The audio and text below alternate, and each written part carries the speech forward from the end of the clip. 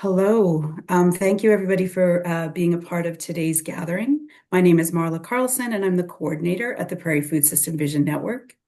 Our mission is to grow a movement that brings balance among people, the land, and food through connection, collaboration, shared vision, and community-based solutions. And one way that we do that is we share the work of the amazing organizations across the Prairie provinces who are working towards or are a part of the movement to fulfilling this mission. And today I'm really excited to welcome Elizabeth, Ian, and Kathy to our session today to share a little bit about a project called Buffalo's Favorite Flowers. And it is one of the projects that the Prairie Food System Vision Network funded. And I will leave the introductions to the individual presenters rather than people having to listen to me anymore. So thank you again, everyone, for being here. And I am going to pass over to you, Liz.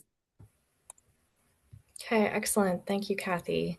So my name's Elizabeth Bacoli, and I'm Executive Director of One School, One Farm Shelter Belt Project. And I am going to ask you all to not let me take up more than 10 minutes.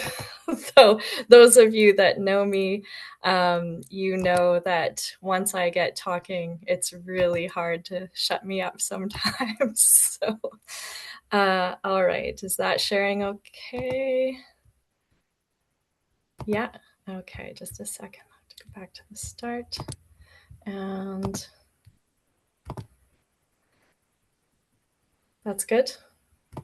Okay, yeah, I can see Marla. Excellent. Okay, so this was a really interesting project with One School, One Farm, and all of the many partners and historical partners.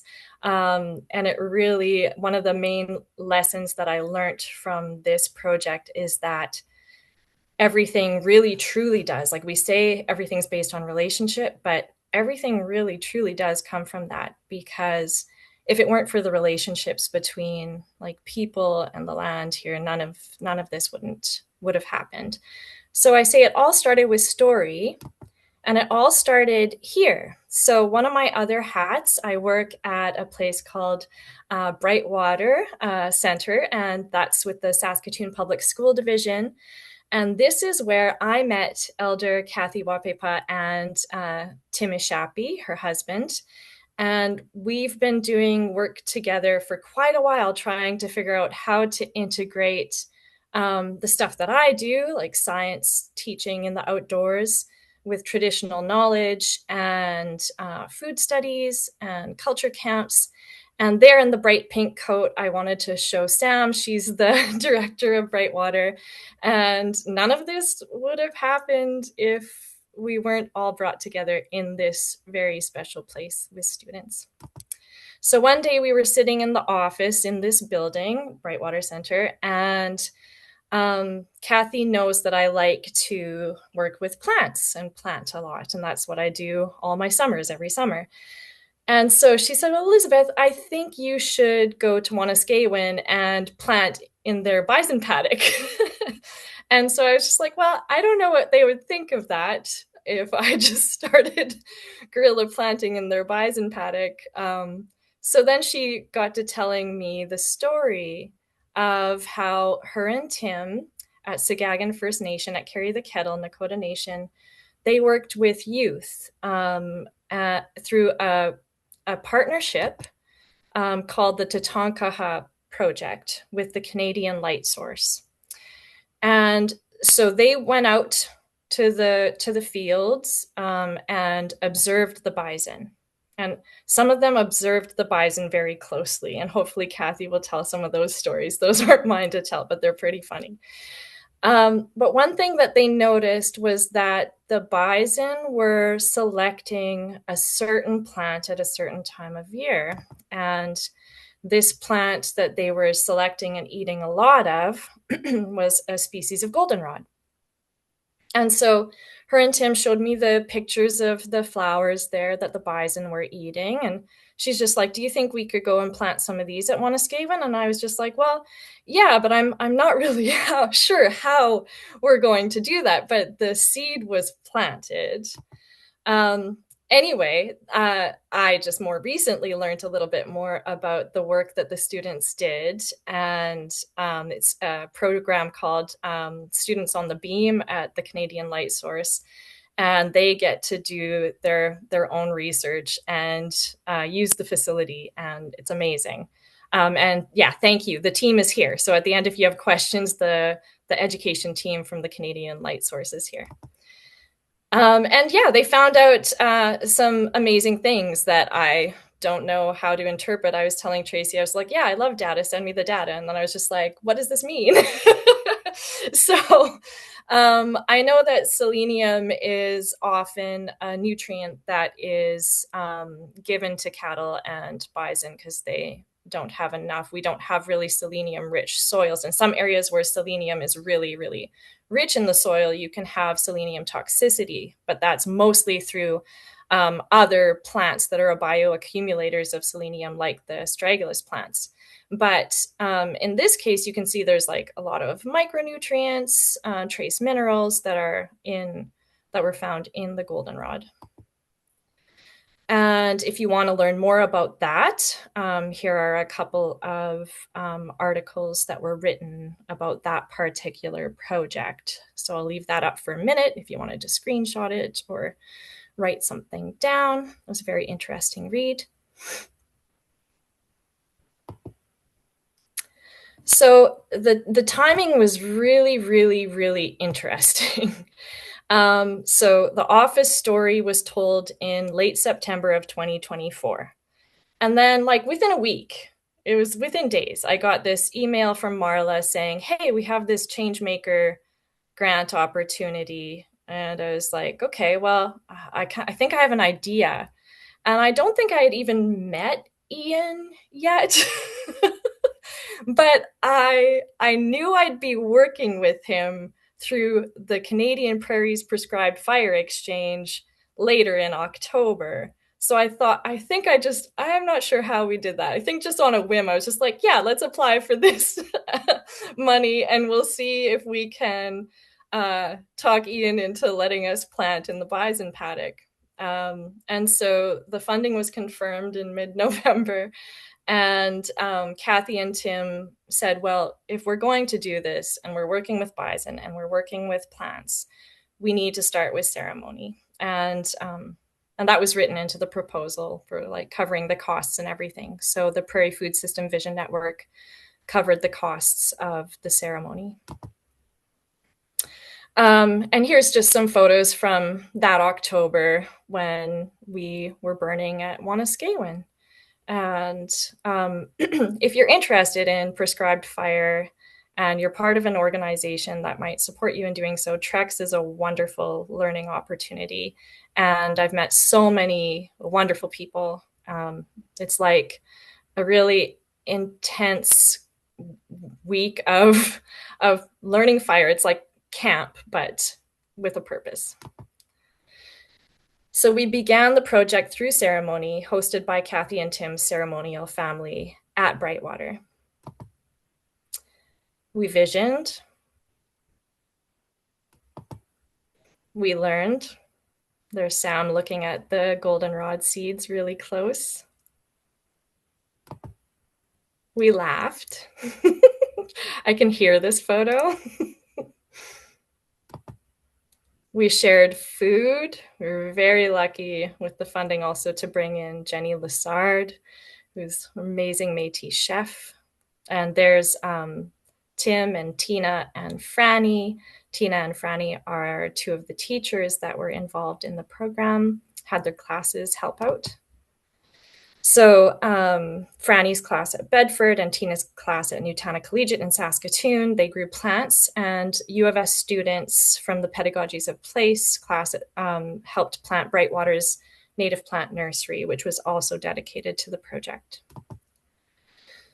We prepped, and there Kathy came out that day for prep, and we had we got one extra volunteer, and then I voluntold my son that he had to come and help too. So luckily, after like a lot of this was a hard ground to prep. It was mostly, I mean, Ian can talk more to this, but I think it was mostly quacker brome and slicer milk veg.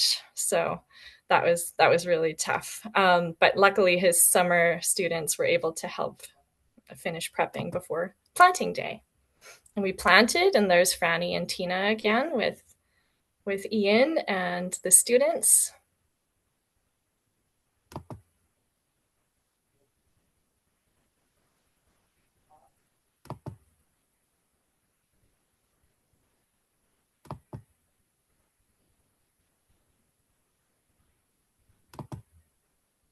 So we planted for the bison, and the bison were curious that morning when we showed up. And for everything else that lives out there, all of these photos were taken by Jenny Lassard's son, actually, who has a photography company. The plants grew. There we've got the one before was goldenrod. This one is smooth aster, which I hear cattle like to select, but that's somebody else's information that I probably shouldn't share yet. So we planted almost 300 seedlings. So giant hyssop or horsemint, wild rye, gaillardia or blanket flower, hairy golden aster, smooth aster, wild bergamot, green needlegrass, yellow prairie coneflower, and 3 species of goldenrod.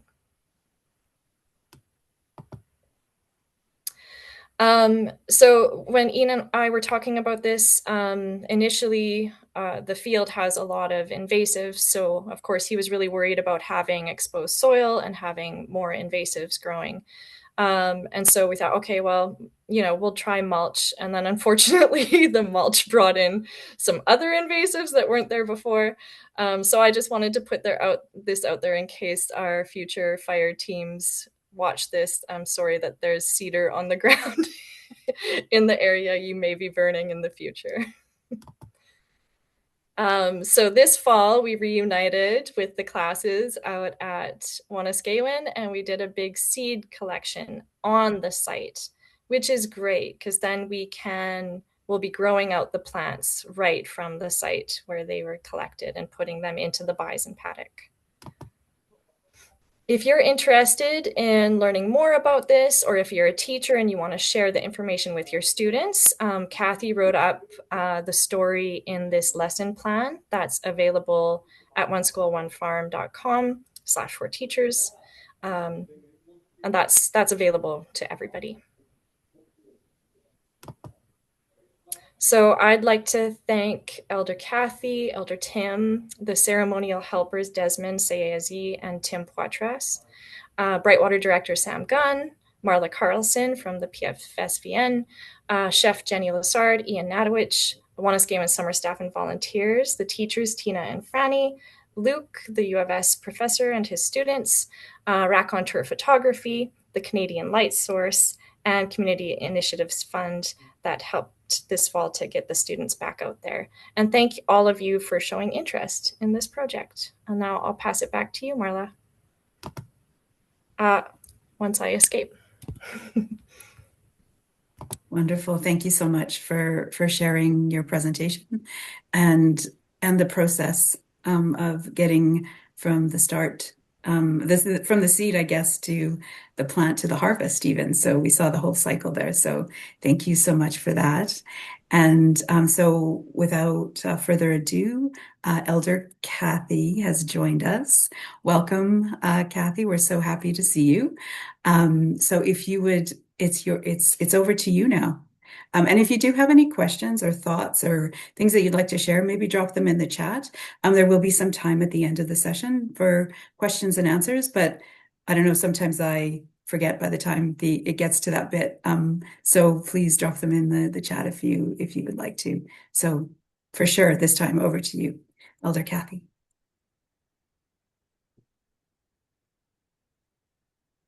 Okay, can everybody hear me? We can. All right, perfect. Perfect.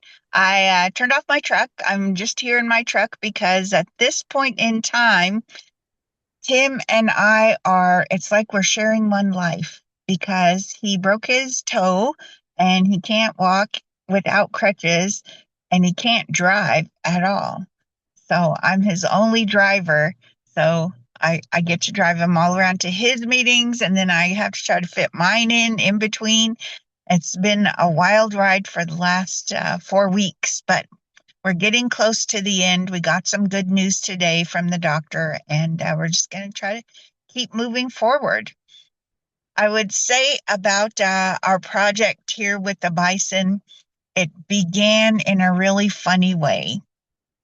I went out to Wanuskewin for some different things, but I have some items in the collection that are on display right now and have to work with the interpreters so that they can get the best information so that they can share that with the visitors who come and see these items that are on display.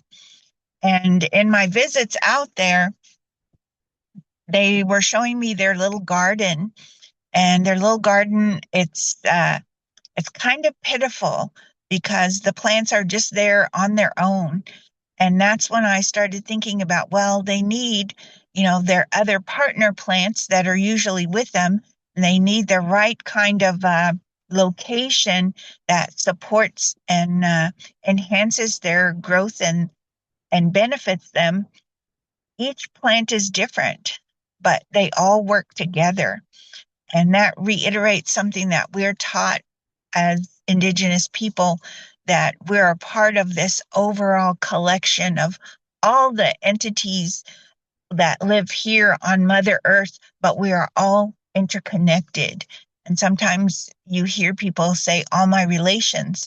And we think, they're talking about people, they're people that they're related to, but it's not just people. We're related to each other as human beings, and we're related to the plants as our little brothers and sisters, as well as to the animals. We're also related to the stars and the things that are in the sky, and we're related to all those things that are below us and under the level of the ground. And all the actions that we have to take in consideration of all of those things. That's the way that we're taught the Creator intended for us to live here on Mother Earth. And so it also calls upon us to be thinking 7 generations into the future, but also 7 generations into the past from where we are right now. So where I am right now, I have a great granddaughter, and so that's automatically gives me 4 generations into the future.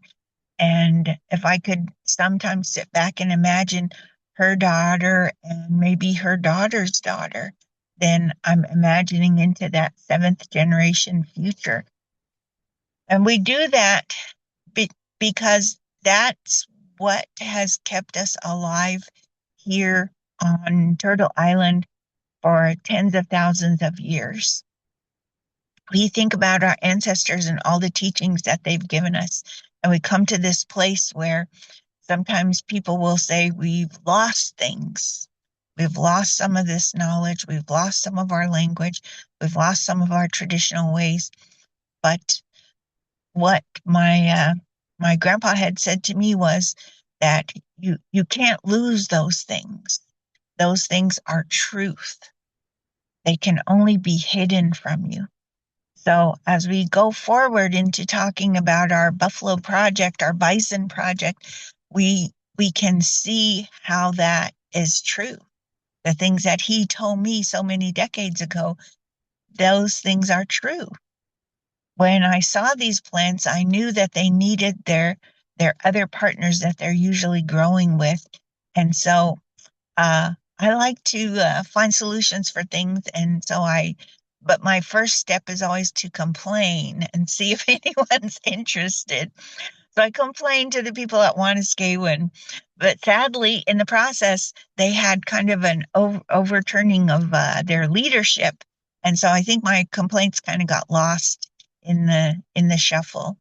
But I continued to complain because I had a future chance right after that, I had a chance to go for a ride in the paddock and be right in the area where the bison are living and see them very up close.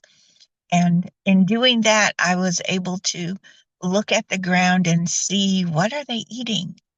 And when I looked, I was so struck by they're eating some things and they're eating them right down to the ground. And then there's other things that are just sitting there, they're not touching it. And when I talked to some other people like Elizabeth, like Ian, they said those are the ornamental grasses that were put there. So that site looks beautiful. When I was in the paddock, I looked around and I looked for the plants that are familiar to me as medicines. And I normally at that time of year can recognize them by their flowers, and I didn't see any flowers. And I thought, oh no, how are they living? How are they living if they don't have the medicines that they need to take care of themselves? And this is also came to mind to me because I had worked with the students from Carry the Kettle who came into the CLS to put some of their exploratory skills to work. They had first the job of watching, observing the bison so that they could determine what was it about the bison's life that they wanted to study. What could they find questions about? And they had the most interesting questions, and that led to where they would take their samples and that they were going to bring to the CLS. And I think that connection to the CLS really is so amazing for students. It's inspiring for them. It gives them an opportunity at autonomy and really having permission to ask these really big questions.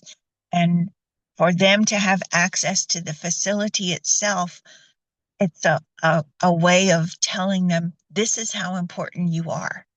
This is how important your curiosity is. We'll let you walk in these doors and we'll let you use our big, gigantic machine to explore the questions that you have. And I know that our school system has a thing that says, you are known, believed in, and it expresses that students need to be seen and that they need to know that they are valued. And that's exactly what this collaboration with the CLS does. It helps the students to know that they're seen and that their curiosity is a valid thing. And it just uplifted the whole process. And Tim and I were happy to be involved in it and happy to contribute some of the things we know as traditional people to that process. And as you can see, in little different ways, traditional knowledge is becoming a part of this whole overall project. And it became actually the center of the project when we decided to start in ceremony, because we go back to our original teachings that we had, how we believe and how we see ourselves within the context of this whole universe. And then we ask for the help that we need to accomplish what we wanted to do, which was to restore the land so that it's a place where the medicines are there for the bison. They already know. They already know what they need, and they'll take advantage of those medicines when those medicines are there in their area that they can reach.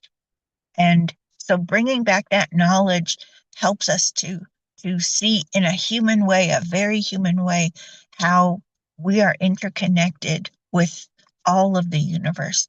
Asking the universe, asking the creator to provide for us the things that we're going to need to accomplish this. We have only the second part to do. And the second part is to look for the answers, because we already know they're coming. Once we ask, we know those answers are coming. We know those answers are coming, and we have to be sure we're looking and we're listening. And that's exactly how it happened, that all the things came together that we needed. Just the right people came together that we needed for these projects. And so this gives us an opportunity to say to other classrooms or to other groups, we could do this again. We could do it many, many, many times over. And that helps those truths that were hidden from us.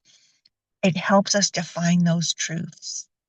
It helps us to remember and restore not just those plants in that area, but it helps us to remember and restore how we are a part of that, and that we do have the power to have that good, positive impact. All the things that Elizabeth was mentioning, fire, controlled fire burn, all of those things are part of having a healthy Mother Earth, and restoring plants, saving seeds, all those things are part of that, because each plant has multiple purposes within, with by being on the land. They have that purpose to help each other to grow, because oftentimes you'll see mint will grow inside a little circle of willows, because the willows are providing shade and keeping the moisture in the ground, so that the willow has enough moisture, so that the mint has enough moisture to grow, and the willow has exactly its amount of moisture that it needs to grow, and they grow in this beautiful little circle. So those are the kinds of things that, if we can see that on the land where the bison are living, we can learn from that. And we can learn how maybe even other little systems, little small microsystems, can be restored so that more of the plants have the place that they need to have their good and healthy life, just like we want to have our good and healthy life. And then when the plants come back, then the animals will come back. So we'll start to see other small animals who need to live there, and other small animals and insects who will benefit from that. And when we started, and when I started complaining, I didn't really see this whole big system coming back together. But now seeing it, I feel like it's such a huge privilege. It's such a huge privilege, and I feel honored to be part of it, that we can see this restoration happening. And with every little step along the way, we're learning so much.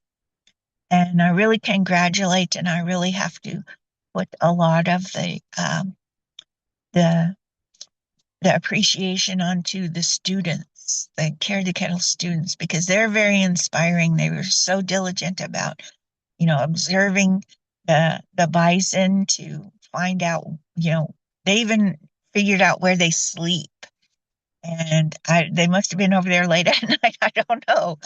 And then they went out and collected the samples. There's not a lot of stories about how they collected them, but they collected a sample of the dirt from where the bison sleep. And that to me just speaks so much of their curiosity.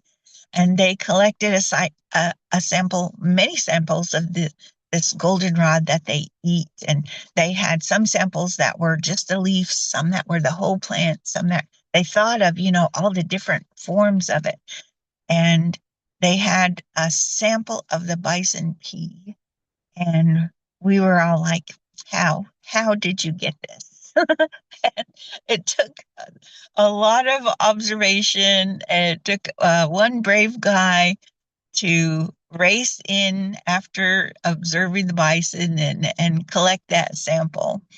So it was just an amazing effort by them. But you notice they were not bound by any rules of, not by any kind of rules. You have to collect a sample of these certain things.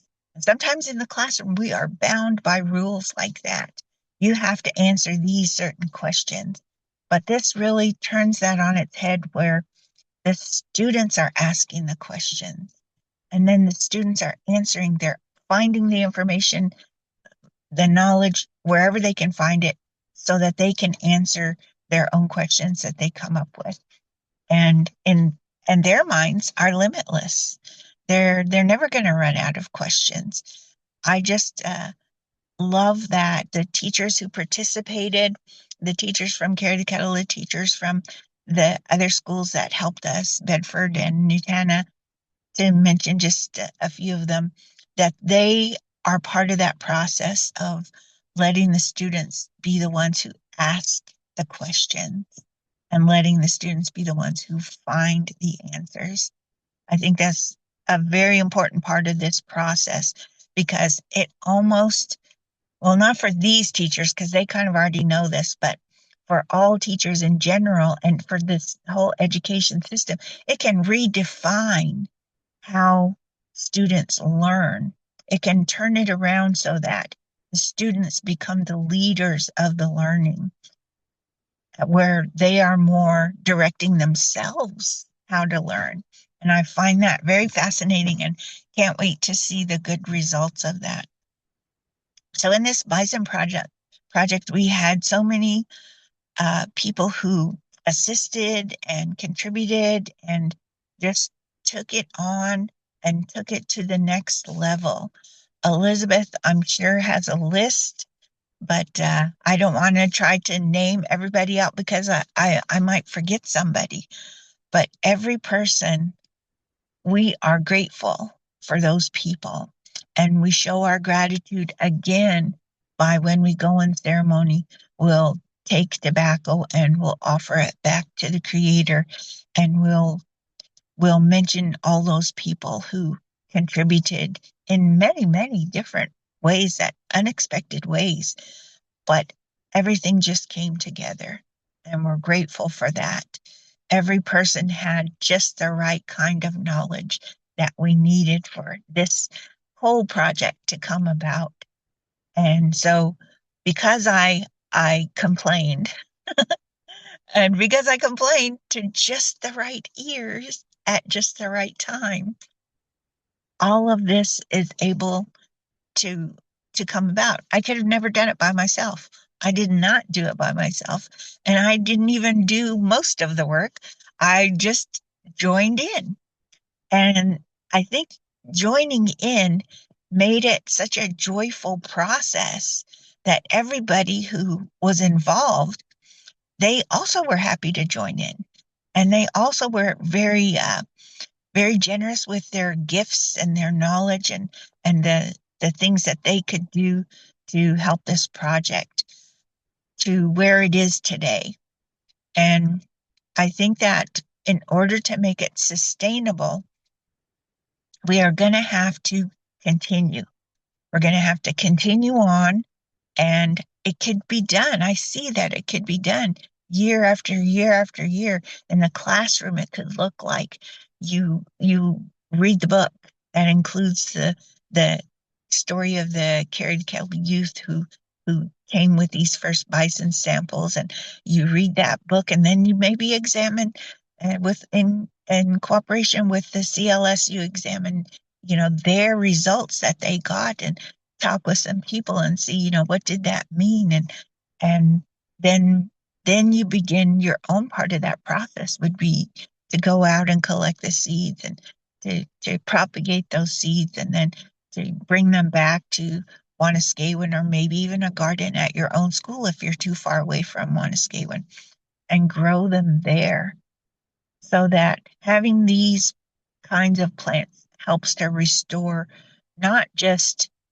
the soil, but also the soil, all the animals and human beings who benefit from it, and just people's learning and thinking of themselves as part of this whole big, beautiful, interconnected web of human beings, plants, animals, the star, the moon, the sun, and everything that lives below the surface of the earth.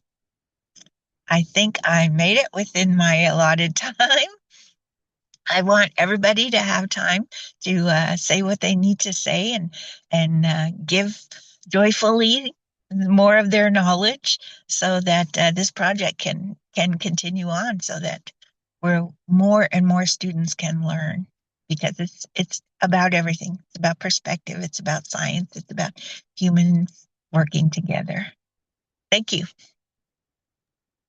Thank you, Elder Kathy, with gratitude and humility. That was very amazing. So thank you for sharing your knowledge and a bit of yourself with us here today. It's very appreciated. And it made me think of when I moved back to the prairies, that where I moved from England, and people were saying, "Oh, are you moving to Toronto or Vancouver?" And I'm like, "I'm moving to Regina, Saskatchewan." And they're like, "Where?" And I was definitely called back home to the prairies, and everyone then, it's like, "Oh, but it's so boring. It's so flat. It's so this, it's so that." And I always say, you just have to slow down long enough to observe the beauty, and the beauty is there.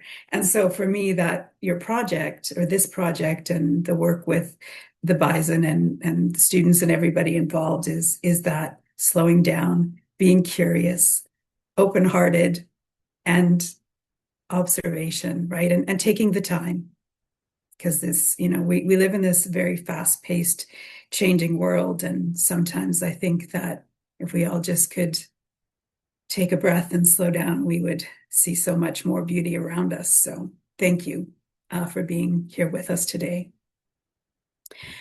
And Thanks. Can I interrupt for just a minute? I just know absolutely, Franny's please. in the waiting room, I think. I don't know if you Oh, could let a few more people in the sorry, waiting room. Franny. That's okay. Yeah. She is. Thank you. Yeah, no She's problem. coming in now. Okay, Okay, awesome. perfect. Okay, thanks. Thanks. And now I'm going to pass over to Ian. So Ian from Wanuskewin.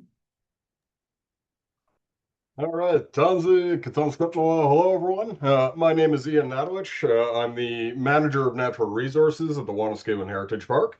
I was asked to come in and talk a little bit about the project from Wanuskewin's perspective, as well as that kind of operational standpoint. Now, while I'm sure you probably just don't want to listen to a talking head for the next 10 minutes, Elizabeth, if you would be so kind as to share some of your screens from your presentation, that would be fantastic. Definitely, no problem. You just want me to go through them, or you'll tell me what to do? Yeah, I'll give you direction there. Okay, sounds good. Perfect. So to start, for those of you who may be unfamiliar with Wanuskewin, the Wanuskewin Heritage Park is an Indigenous heritage site located just outside Saskatoon, Saskatchewan. Many people aren't aware, but Wanuskewin is actually Canada's longest running archaeological dig site. So in the past 4 decades, we've conducted, I believe, 26 archaeological digs and have uncovered over 250,000 artifacts, detailing a history of Indigenous occupation of Wanuskewin's landscape, stretching back at least 6,400 years. So that Indigenous history and that Indigenous heritage is something that we're immensely proud of at Wanuskewin, and something that we have really striven to celebrate and promote with all of our daily activities. Now, my role at Wanuskewin is largely to look after the landscape. Almost anything outside of the main visitor center and not directly dealing with the bison, I likely have a large part to play in. And so that certainly results in a large focus on grassland restoration. Uh, I think it's interesting how everyone has mentioned how all of these things just kind of beautifully fell into step. And how all the right people were contacted at the right time. And I have to agree so much, because it was this beautiful series of events that I think led to this project being successful. When I started here at Wanuskewin a few years ago, we decided that we needed to make a major shift in our attitude towards managing our landscape. We knew that as a nonprofit charity, funds and resources are always very limited. And so a very intensive, very detailed management of the landscape was not something that was necessarily feasible to us. As such, over the past few years, we've begun to incorporate much more, or a significant more ideology arising from something called rewilding. I'm not sure how many people may be familiar with the term, but I do know that it's often regarded as a fairly controversial topic, as there is no commonly accepted definition of what rewilding means. Some people believe that it demands the reintroduction of a species, or introduction of a foreign or exotic species to fulfill a vacant niche. Some believe that rewilding completely demands a complete cessation of human activity or resource exploitation of a particular site, and none of those definitions really worked with what Wanuskewin's vision was. So we decided to make our own definition of rewilding, and we settled on rewilding meaning the promotion, the supplementation, and the reintroduction of the critical, fundamental forces that lead to the development of a naturalized grassland ecosystem. Now, when we talk about that, that can mean literally thousands of things. But very thankfully, largely we can boil that down into three overriding factors, that being climate, grazing, and fire. Now, those three factors, fairly difficult to manage altogether, especially climate, coming into this new era of continually changing climatic regimes. Something a bit difficult to work with, but one we knew we could search and look forward to was redeveloping those impacts from grazing. Now, Wanuskewin, if any of you have been here, you know that bison are an extraordinarily important part of Wanuskewin's story. Most of the artifacts that we have recovered are bison remains with clear tool marks on them, and so we know that bison were a tremendously important reason for people gathering at the site pre-European colonization. So one of the first things that we did in 2019 was acquire about 430 acres on lease from the city of Saskatoon for our new bison paddocks. This had all been originally agricultural land for several decades, and so we quickly began some procedures of rudimentary restoration in those areas, primarily planting of some of those critical fundamental native grass species that have been mentioned by both Kathy and Elizabeth. After we had those in place, we very rapidly went forward with acquiring bison. We were very, very blessed to receive 5 bison from the Yellowstone National Park in the States, as well as 6 bison from Grasslands National Park down in southern Saskatchewan, representing the first time that an American and Canadian conservation herd had been merged together. Now, those bison came into the site, the first 11 in 2019, a few short years later, and we're already getting to that point of the very good problem of having too many bison, and we have definitely begun seeing some of the beneficial impacts that they've been imparting onto the landscape. However, like Kathy had been mentioning, there was always something missing. We had those original grasses in place, and they had begun their crucial work of reversing some of those legacy effects of decades of agricultural production, but we didn't yet have that wildflower component within the bison paddocks. Now, like Elizabeth had mentioned, her and I first met each other at Wanuskewin during last year's Canadian Prairie's Prescribed Fire training and experience event, which brings together over 26 different organizations to cooperatively work together, share knowledge, equipment, and resources to be able to successfully reintroduce fire as a landscape modification tool.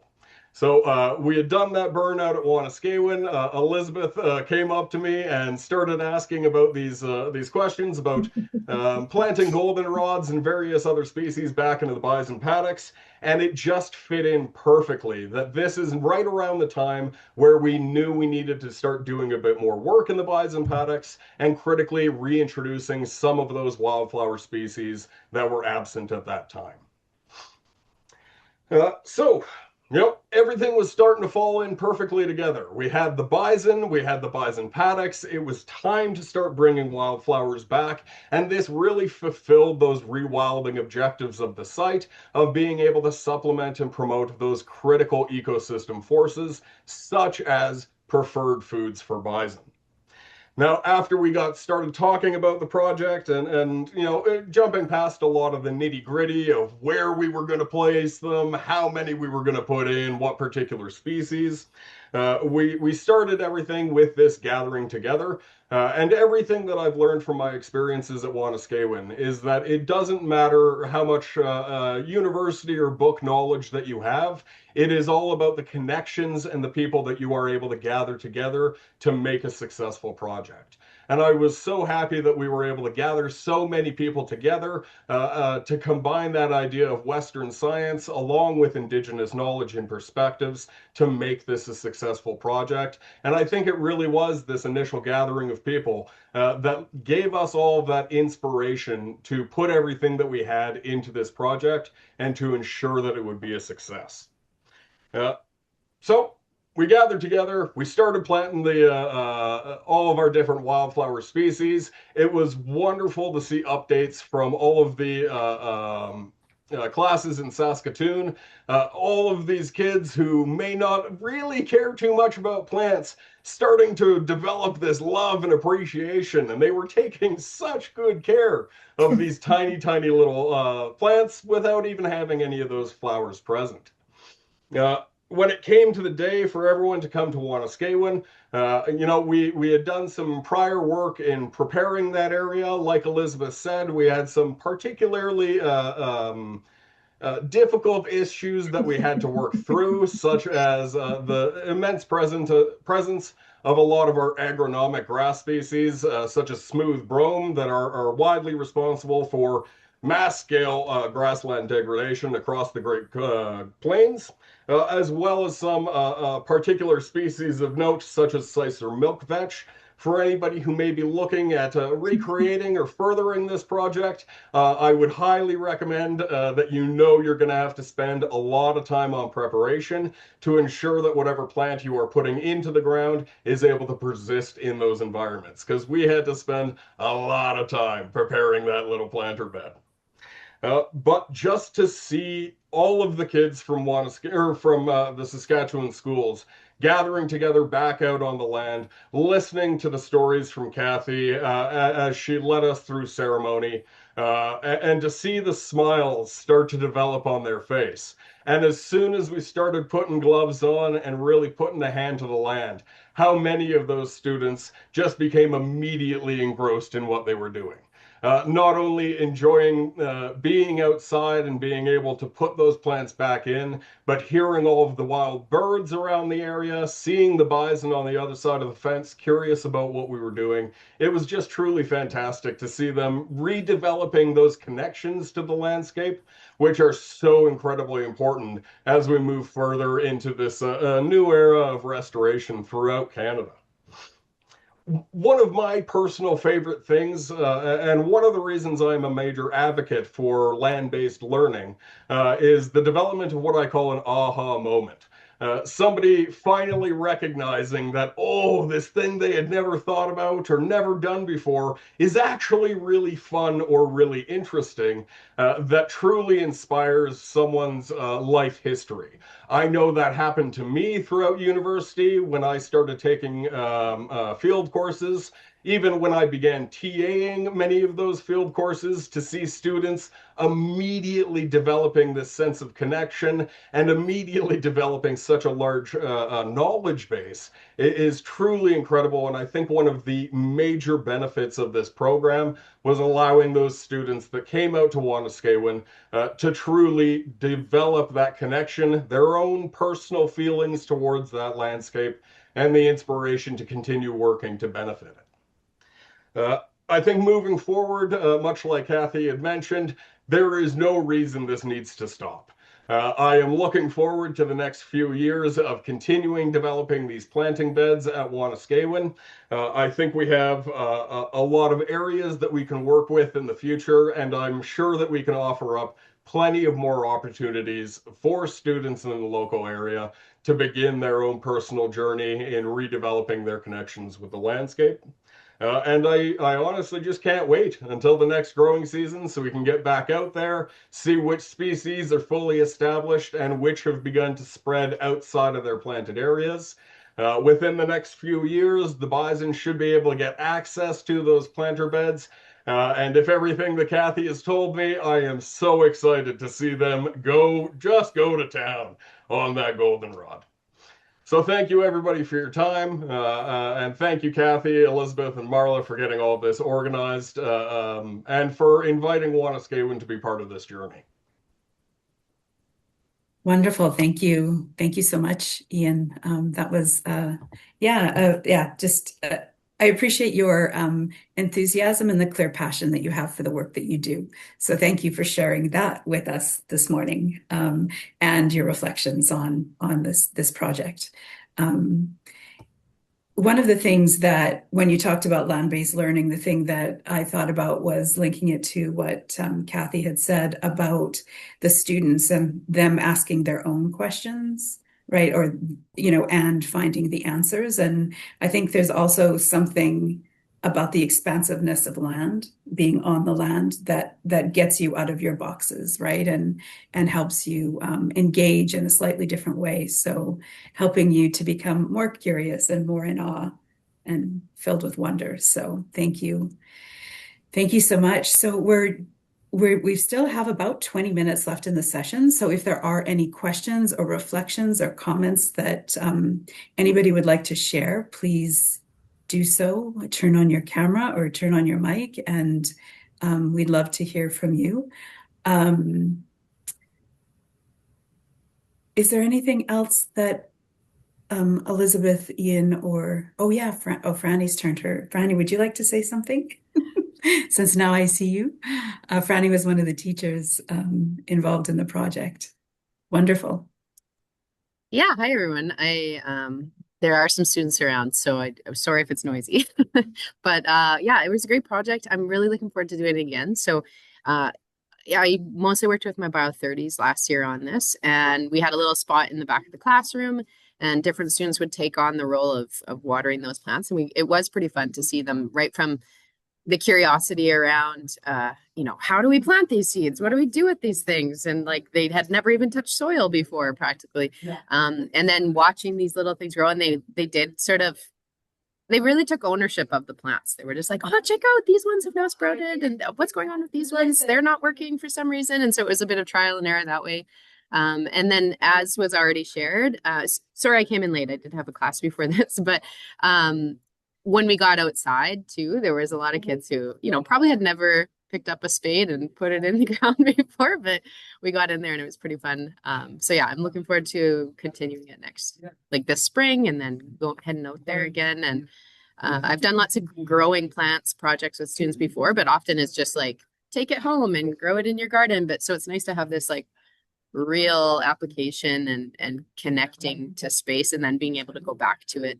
I don't know if it was mentioned to the Bio-30s from this year. So the next group, a different group of kids, we went out there and they collected a bunch of the seeds that we're going to use in the spring too. So again, they learned about how to identify the species and then how to gather the seeds. And they went to town on it. Some of them were like, challenge accepted. I'm going to see how many seeds I can get. And that was a fun day too. So yeah, it was just a fun project overall, and happy to answer any questions.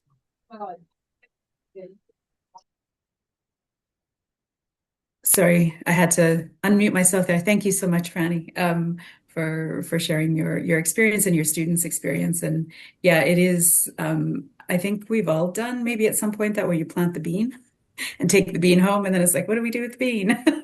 So it's lovely to watch it grow and to nurture it, but to have that, to actually see it, I guess, in the wild at Wanuskewin would just add to the connection to that plant and why it's important to do it. Yeah. So are there any other comments? I know, Liz, you mentioned that there's some folks from CLS Education on the call. I don't know, or on the gathering. I don't know if and actually if Tracy is still here, it would just I mean, it would be neat for Tracy and Franny to talk, and Ian, and maybe see how we can keep this going with Kathy, if that's a possibility, to keep that work going and work directly with Wanuskewin. Just an idea. Oh, and I want to apologize. I didn't realize my microphone wasn't off during Ian's presentation, so I don't know if I was like laughing, like it was all good anyway. Yeah. Okay. I just thought I'd leave that there. But if Tracy wants to introduce herself, here she is. Awesome. Great. Hi, Tracy. Hello, and thank you for the impromptu opportunity. Yes, Elizabeth, you were giggling a little bit through there, and I thoroughly enjoyed that. Hi, Franny. Nice to see you again. You and I've connected a couple of times before. Um, CLS would absolutely be interested in continuing to support people working together and curiosity and however we can play along, we would like to, for sure. You know, there's lots of conversations in different directions to go in. So if people are game, so am I. That's wonderful. I know we've just put you on the spot, impromptu, but is there any reflections you have from the results that you shared with Elizabeth, from the Carry the Kettle students that Oh, you, there's so many. yeah, I we'd love wouldn't to hear even a know few. where to start. It was, as Kathy said, it was a beautiful experience, and it was for us being a facility that is, I mean, it's a national research facility that's been steeped in all of the Western science that you can muster, and so Um, to be working in a way where we're looking for ways like Kathy said, we're looking for ways to bring knowledge systems to work together, and to see how far that can go is truly exciting. And we're just learning how to do that. So it's yeah, that was one of the first times. Sorry, I'm a little bit stumbling here because I don't know how to articulate it. Tim calls this hokwa, that I'm experiencing hokwa.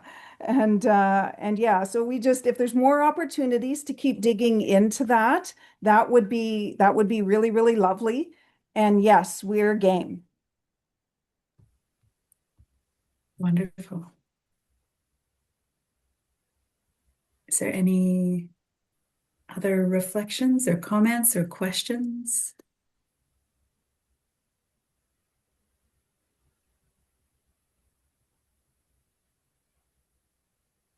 Well, I could share just a really quick story I thought about sharing Sure. before, but I remember years ago, and I know I told this to the CLS team when they came out to Brightwater, but at one point, when I was still studying, I think I was just like, okay, well, man, once we get like Indigenous knowledge systems and physics together, we're gonna know so much more about the world. And so it's just really weird being here. And I just want to thank Kathy for making it all happen.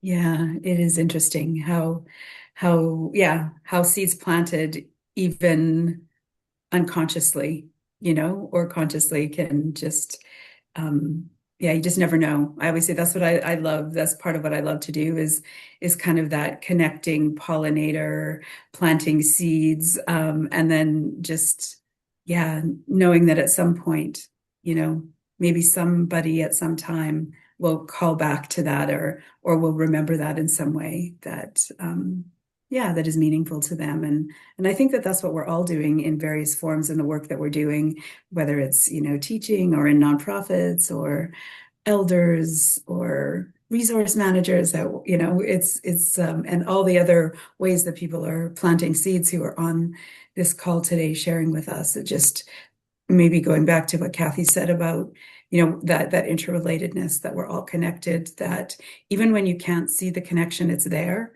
So when you gather people from different places and different, things that they do for a living or whatever, that it just, you have no idea how those connections will be made, visible. So maybe that's a good way to wrap up, unless Kathy, you had any closing thoughts that you'd like to share before we sign off. I just was thinking of a couple more things while I was sitting here listening to everybody. I think that this work really went way further back.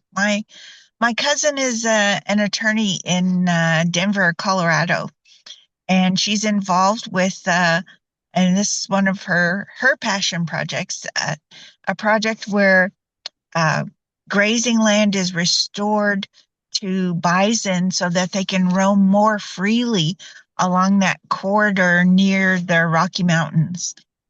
And that is something that's just stuck with me for many years. And I thought about our bison here.